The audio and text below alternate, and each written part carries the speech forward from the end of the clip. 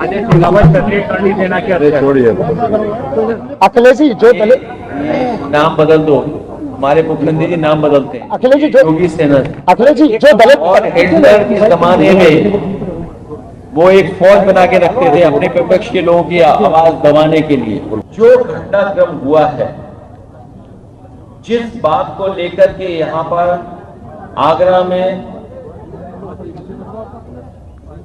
तलवारें लहराई गई, बंदूकें भी लहराई गई, डंडे थे वो लहराए गए। सुना है कि वो शांतिपूर्ण तरीके से सम्मेलन करने की परमिशन सरकार ने दी थी।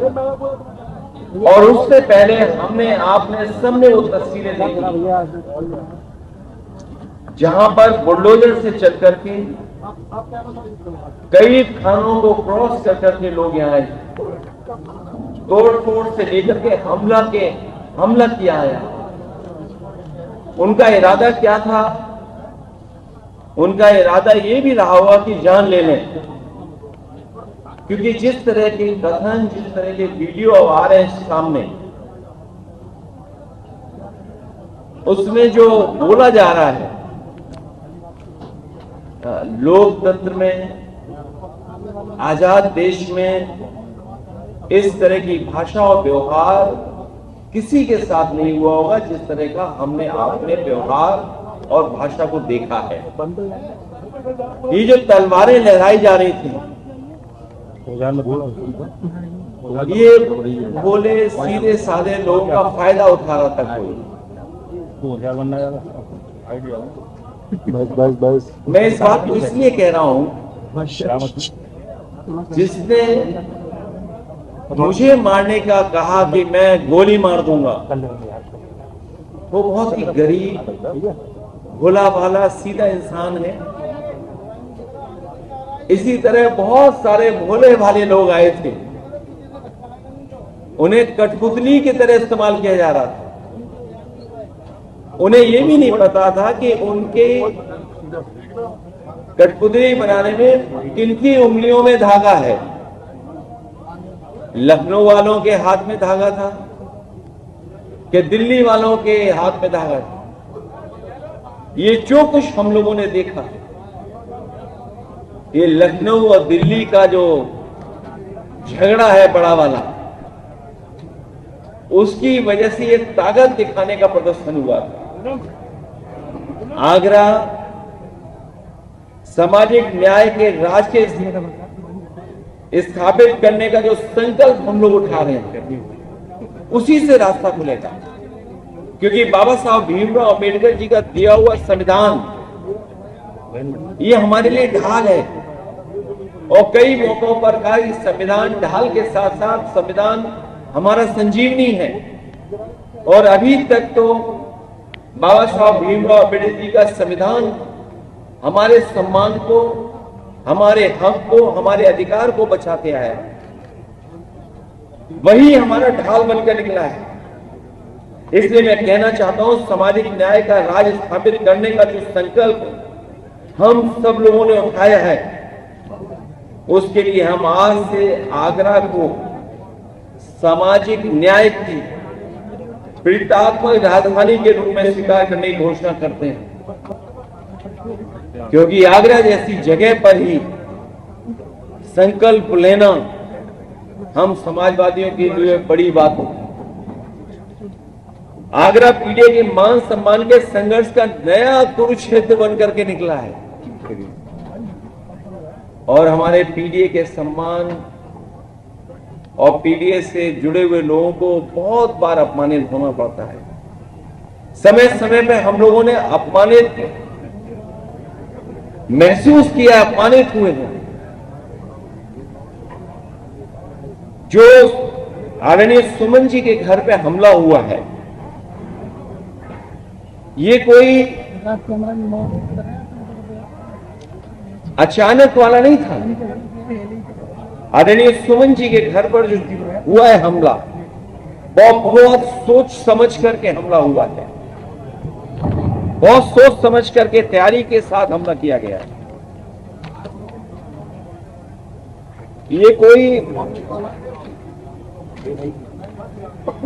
सुनने में आ रहा है, जो सुनने में आ रहा है, हो सकता है वो बात आप लोगों तक मुझसे पहले पहुंच गई हो। योगी जी की निगरानी में उनके एक सलाहकार और कुछ इंडिपेंडेंट स्वजातीय एमएलए जो राजस्थान के थे, इंडिपेंडेंट एमएलए को लखनऊ के एक बड़े होटल में बुलाया गया था। फिर इस मुद्दे की पटकथा उस सीएम के सलाहकार ने इन स्वजातीय एमएलए के साथ मिलकर लिखी कि राजस्थान और यूपी के कुछ अराजक तत्व और योगी सेना को फंडिंग की ताकि ये माहौल बनाया जाए जिससे दो फायदे हों। आपने आगे बम्बू लगा रखा है क्या? अच्छा, और क्या? केंद्र की बीजेपी सरकार को यह बताया जाए कि राजपूत योगी के साथ है और योगी की सीएम कुर्सी बनी रहे। यूपी में पीडीए और आगरा में मुख्यतः जाटा मुस्लिम निषाद और कुशवा समाज में एक डर पैदा किया जाए और खासकर पीडीए समाज में एक डर पैदा किया जाए जिससे ये अपने हक की आवाज उठाना बंद कर दें। इन सब के पीछे सरकार का सपोर्ट और फंडिंग थी। किसने खाने का इंतजाम किया, किसने टेंट का इंतजाम किया, कौन कुर्सी का इंतजाम करा रहा था, कौन हॉस्टल में रुकवा रहा था, कौन होटल में रुकवा रहा था, इस सब के पीछे सरकार का सपोर्ट और फंडिंग है। कई एजेंसियां जो योगी जी के सेना की गाड़ी के काफिले नफरत वाले रील्स और असलों की फोटो को वायरल करते हैं। आखिरकार ये वायरल कौन करता है, ये फोटो को, रील्स, उसके पीछे कौन है, कौन फंडिंग कर रहा है? इन सब के तार कई जिलों से जुड़े हुए हैं जो मुख्यमंत्री जी के स्वजाती लोग हैं। फॉरवर्ड करो, पकड़ भाई, इसको नहीं फॉरवर्ड करो भाई, भाई पकड़। और मैं इसलिए कहता हूं कि सरकार पिछड़े दलितों और अल्पसंख्यकों को डराना चाहती है। कई मौकों पर हम लोगों ने घटनाओं में देखा है, उनके काम करने के तरीके को देखा है, क्योंकि वो जानते हैं कि पीडीए की ताकत 2027 में सपा को साथ दे रही है। सपा के साथ खड़े हैं पीडीए के लोग, उसे डराएं धमकाएं, और वो डराना धमकाना हम लोगों ने देखा था। बंद करो यार। अभी जो बाई इलेक्शन हुआ था उसमें किस तरीके से डराया धमकाया गया था, उन्हें वोट तक नहीं डालने दिया गया था। ये बड़ी साजिश थी। और मैं कुछ उदाहरण हाल के ही देना चाहता हूं, मैं पुराने उदाहरण कोई नहीं देना चाहता हूं। किस तरीके के सरकार का व्यवहार है डराने का, मैं वही उदाहरण कुछ देना चाहता हूं। हालांकि कुछ बातें जो घटनाएं हैं उसमें कुछ मिलकर के कुछ और फैसले हुए हैं, लेकिन जो घटनाएं हम लोगों ने देखी और हाल में हुई हैं, इलाहाबाद में एक दलित को जला के मार दिया गया क्योंकि उसने जाति विशेष के लोगों के गेहूं काटने से मना कर दिया। क्या आज के आजाद भारत में जहां बाबा साहब भीमराव अम्बेडकर जी का संविधान हो, वहां पर ऐसी घटनाएं होंगी कि अगर गेहूं के काटने के लिए मना कर दें तो उसकी जान ले लेंगे जला करके। कल आगरा में अभी कुछ दिन पहले और कई दिनों पहले, कई वर्षों पहले भी घटनाएं हुई। उन घटनाओं का मैं जिक्र नहीं करना चाहता हूं,